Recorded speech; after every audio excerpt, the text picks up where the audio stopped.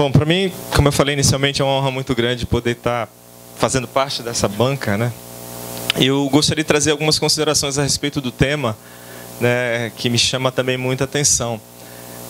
A partir de quando as famílias passaram a necessitar de um terceiro para resolver os seus problemas, né?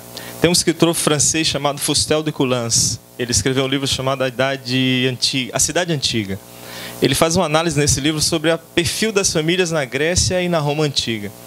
E o que me chama a atenção nesse livro, principalmente, é que nessa época, todo o conflito ele era gerado e resolvido dentro da própria família. Não existia ingerência de ninguém, não existia estado de ninguém, resolvendo um problema que era tipicamente da família, né? E a partir de quando a família passa a perder esse poder de gerar o seu conflito e resolver o seu conflito, né? A gente sabe que a própria evolução, né, a modernidade, fez com que os papéis passassem a ser invertidos, né? A gente tem aí vários eventos ocorridos ao longo da história da humanidade que fazem com que a gente refletir que as famílias começaram a mudar o seu perfil. O próprio avanço do catolicismo, né? Mas o que mais marca a mudança na estrutura familiar, sem dúvida, foi a Revolução Industrial, né? A mulher ela passa a ter um papel diferente daquele que era destinado a ela, né? Porque o papel social da mulher sempre foi gerar e cuidar dos filhos e cuidar da parte interna da família, né? A família dentro do lar. O homem sempre foi educado para ser aquele que sai de casa, aquele que vai buscar o provimento, né? E esses papéis começam a ser invertidos e os conflitos começam a ser multiplicados, tá? E a família passa a perder o poder de resolver os seus próprios problemas, né?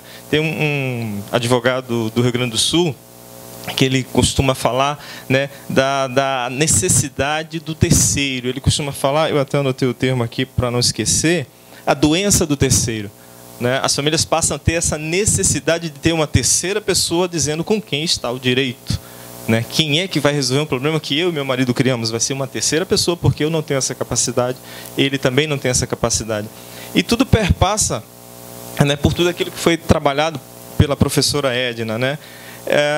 A quebra da autonomia da família, né? A família perdeu o poder, perdeu a autonomia. Só para a gente ter uma noção, até a década de 60, por exemplo, a mulher, quando casava, ela perdia parte da sua capacidade civil, né? Ela deixava de ser Vânia e passava a ser esposa de, mulher de.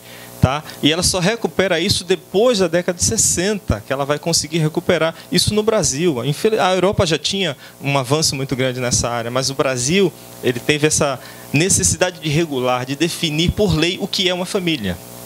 A família tem que estar expressa dentro de um determinado dispositivo legal. É um homem, uma mulher, é isso ou aquilo, né? E esse perfil mudando ao longo do tempo, cria-se uma quantidade de conflitos inimagináveis, né? A gente vai ter aqui momentos de pergunta. Eu já vi uma pergunta muito capciosa que a gente vai poder trabalhar isso no futuro próximo, tá? E essa tentativa de regular a família, ela deixou de fora tipos familiares, né? Enquanto eu regulo um tipo, outros tipos acabavam surgindo. A professora expôs aqui um exemplo de família, eu comentei até com a Vânia, isso não é família, isso é um quebra-cabeças, né? Quantidade de ela que casou com ele, que depois se separou dele, teve filho com ela, que foi. Então eu não tenho mais uma família aí, né? Um verdadeiro mosaico. E isso são catalisadores, né, de conflitos. Então, a explosão da litigiosidade, a gente realmente tem acesso à justiça? As famílias têm, de fato, acesso à justiça? Muitos acham que sim, né? E esse mesmo advogado lá, ele diz o seguinte: acesso à justiça tem, a justiça garante você entrar, só não garante que você vai sair, né? O tempo que vai demorar para você sair dela é outra história. Então, você tem o acesso, né? E a necessidade de ter novos paradigmas com essa mudança constante na família, tá? Há uma necessidade de quebrar esse paternalismo social, né? Infelizmente, o judiciário virou um instrumento de vingança, não é um instrumento de resolução do problema.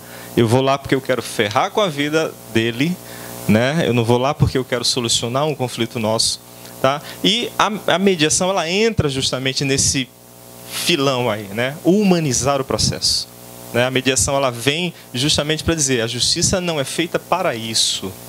Eu tenho outras formas de resolver o problema que necessariamente precisam ser por um terceiro imparcial, por um terceiro que vai decidir.